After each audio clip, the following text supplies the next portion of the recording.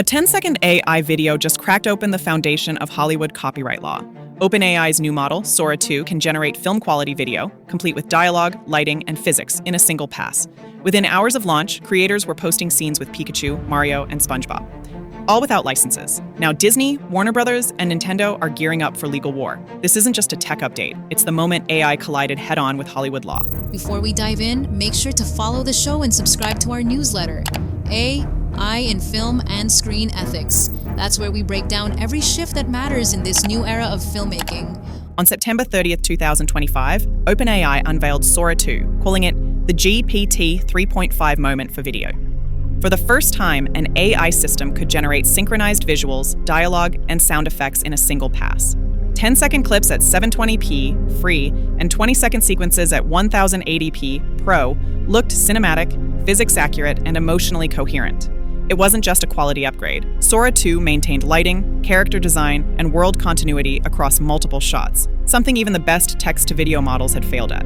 Filmmakers instantly noticed this was no experiment, this was a tool.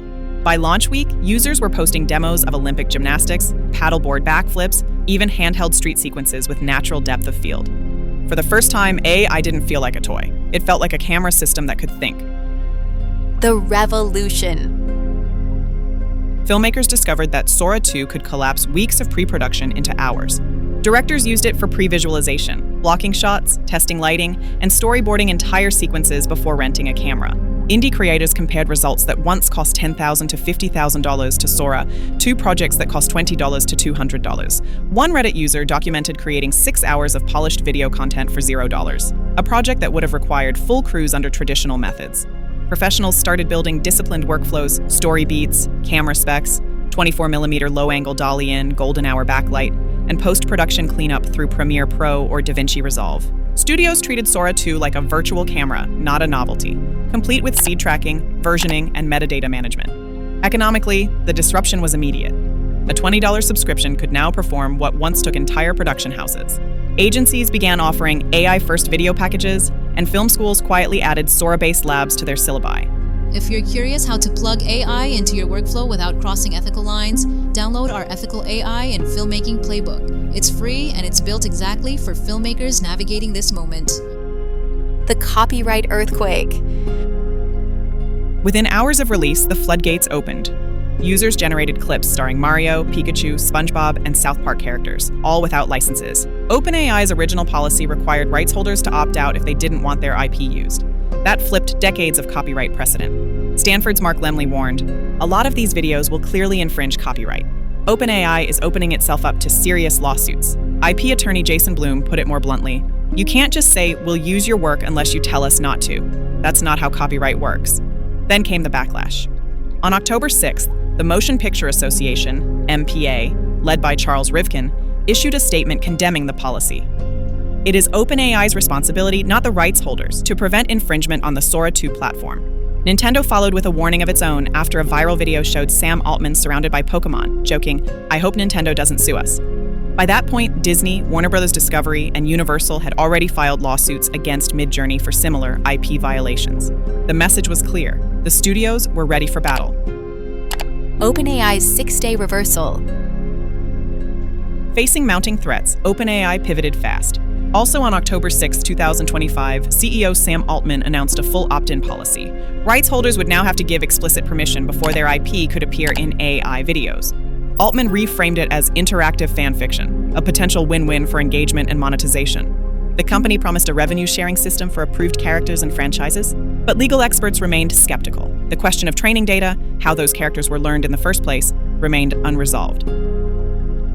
The technology beneath the drama. Beneath the legal chaos, Sora 2's technical foundation stunned professionals.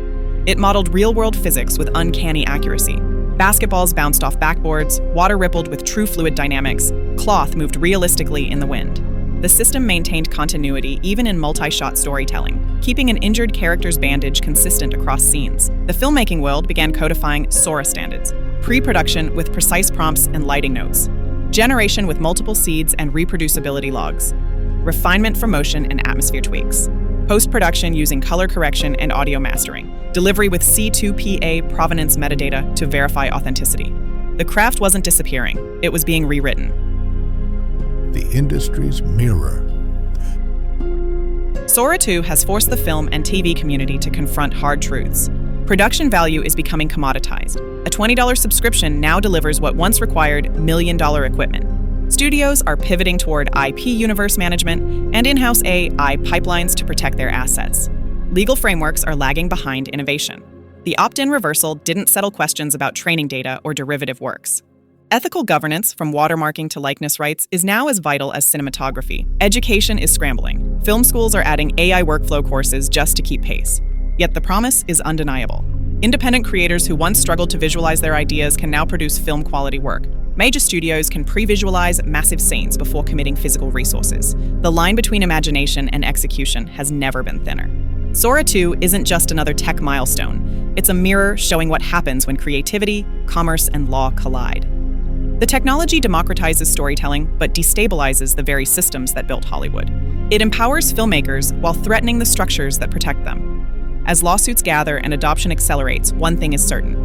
The debate around authorship and originality is no longer theoretical. It's live, on every filmmaker's screen. Closing thought: an innovation rarely waits for permission. Sora 2 has given the world the tools of cinema, and forced the industry to ask whether ownership, as we've known it, can survive the AI age.